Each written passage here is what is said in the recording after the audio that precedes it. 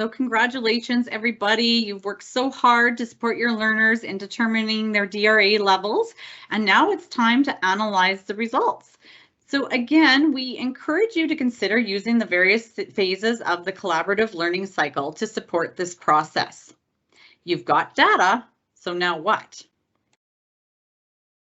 If we consider again phase 1, activating, engaging, this is really your chance to be curious about the data you will soon dig into.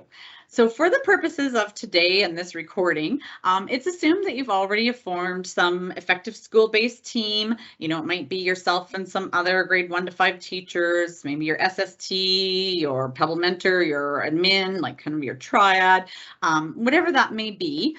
And then what you are doing is you're taking a very just positive approach to engaging in discussions around your data. In relation to the DRA, you may want to consider the above questions while thinking about your school's grade 1 to 5 data as a whole, or maybe you'll look at it from 1 to 3 and 4 to 5, or some combination that makes sense to you at the school. And in this phase, often team members are, although we're working in team, we're often given some time to just think about and reflect on phase 1 on our own, and then do that first before sharing and engaging in discussions as a team. There's a lot of value in that, being curious and wondering on our own first before engaging in our team discussions.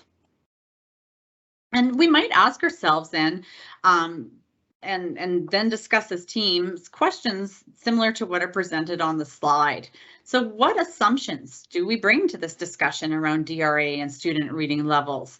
How do we think our learners are doing in relation to DRA?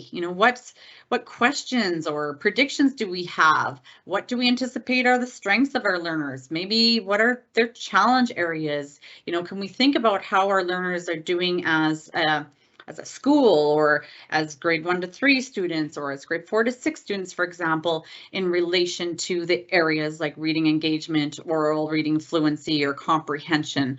Can we consider the DRA continuums and discuss our assumptions and predictions and questions around that? Perhaps we should also think about what's factoring into our own assumptions and predictions and engage in some conversations. So now we invite you to take time to pause this session or section of the session and just be curious. Be curious about the DRA data that's been collected, ideally as a school-based team, but if necessary, even as yourself as an individual. And when ready, you can advance to the next section.